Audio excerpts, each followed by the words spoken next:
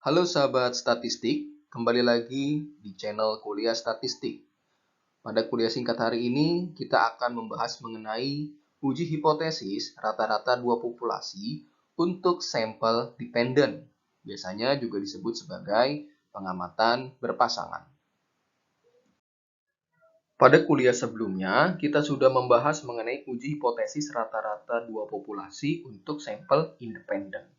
Lalu apa perbedaannya dengan sampel dependent yang hari ini akan kita bahas? Yang pertama, pada sampel independen, unit sampel untuk kedua kelompok sampel berbeda. Jadi kelompok sampel 1 berasal dari populasi 1, kelompok sampel 2 berasal dari populasi kedua, di mana unit sampel dari kelompok sampel 1 dan sampel 2 berbeda, atau sampelnya itu saling independen. Nah, pada sampel dependent, unit sampel untuk kedua kelompok sampel sama unit sampelnya. Jadi, awalnya hanya ada satu kelompok sampel. Kemudian dilakukan treatment. Jadi ketika diberikan treatment pertama, maka diperolehlah datanya.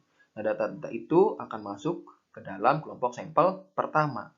Lalu ketika diberikan treatment kedua, maka akan diperoleh juga data-datanya, data-data pengukurannya, dan itu akan masuk sebagai kelompok sampel kedua.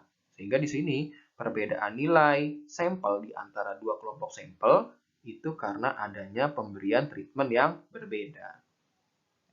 Yang kedua, pada sampel independen tujuannya tidak untuk melihat perubahan yang disebabkan oleh treatment tertentu.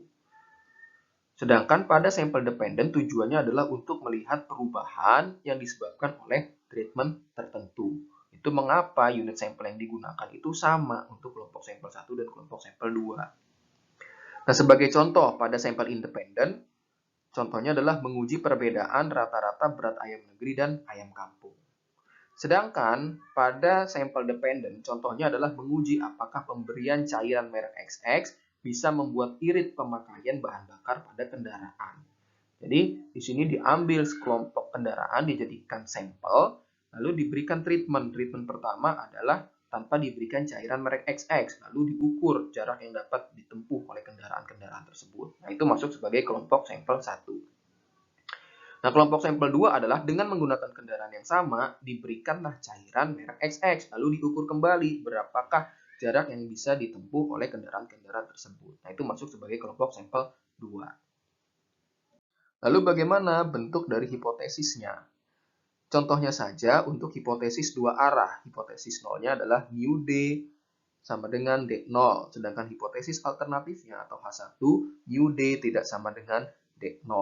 Di mana mu D merupakan parameter dari rata-rata selisih antara data treatment 1 dengan data treatment kedua.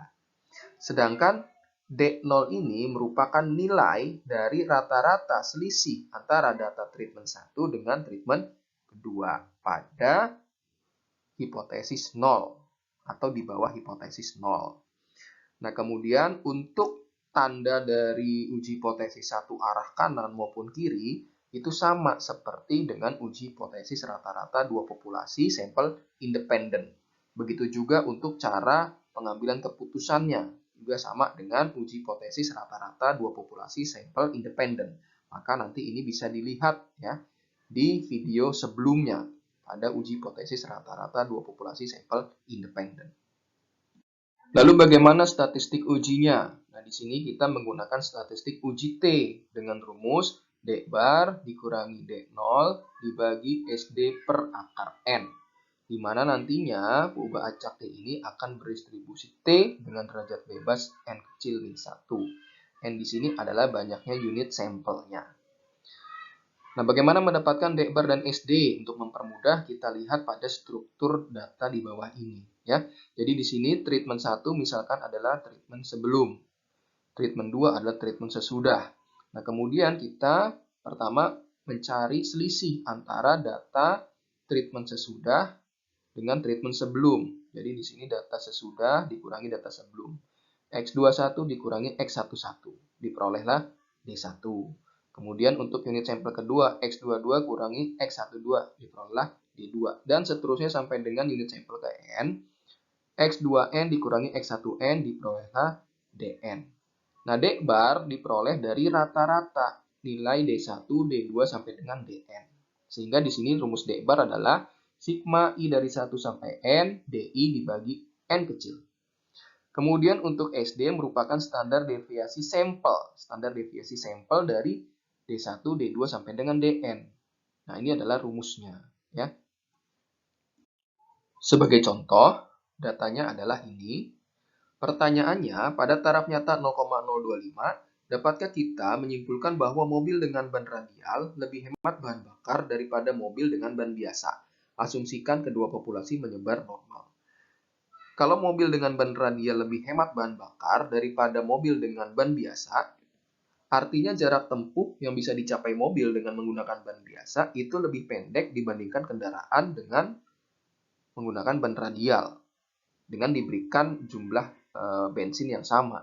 Nah, sehingga sama saja pertanyaannya adalah apakah rata-rata jarak tempuh mobil dengan menggunakan ban biasa dikurang jarak tempuh mobil dengan menggunakan ban radial itu kurang dari 0. Sehingga uji hipotesisnya merupakan uji hipotesis satu arah sisi kiri. Untuk mengerjakannya, kita terlebih dahulu mencari nilai DI atau selisih jarak tempuh dengan menggunakan ban biasa dengan menggunakan ban radial. Jadi untuk unit sampel pertama, 4,1 dikurang 4,2 dapat min 0,1. Unit sampel kedua, 4,9 kurang 4,7 dapat 0,2. Dan seterusnya sampai dengan unit sampel ke-12. Kemudian untuk taraf signifikansi 0,025 sehingga nilai kritis yang digunakan adalah min T 0,025 dengan derajat bebas 12 min 1 atau 11. Diperoleh nilai kritisnya min 2,201. Untuk D barnya sendiri merupakan rata-rata dari data DI. Diperoleh min 0,142. Kemudian untuk standar deviasinya kita cari standar deviasi sampel atau SD standar deviasi sampel dari data DI. Diperoleh 0,198. Kemudian ini adalah statistik uji T-nya. Untuk T hitungnya, kita tinggal masukkan nilai D bar, D0, SD, dan N. Nah, di mana D0-nya di sini adalah 0, ya, berdasarkan dari hipotesisnya. Kemudian diperoleh nilai T hitungnya adalah min 2,484. Karena uji hipotesisnya satu arah sisi kiri, maka wilayah tolaknya ada di sebelah kiri. Nah, di sini ini adalah nilai kritisnya, min 2,201. Dan min 2,484 adalah nilai T hitungnya. Karena nilai T hitung masuk ke dalam wilayah tolak, maka keputusannya adalah tolak H0. Kesimpulannya, ada cukup bukti untuk mengatakan bahwa dengan ban radial bisa lebih hemat bahan bakar dibandingkan dengan ban biasa. Demikian kuliah singkat kita pada hari ini. Untuk uji hipotesis part berikutnya adalah mengenai uji hipotesis varians dan uji hipotesis proporsi. Terima kasih telah menyaksikan channel Kuliah Statistik. Sampai bertemu di kuliah berikutnya.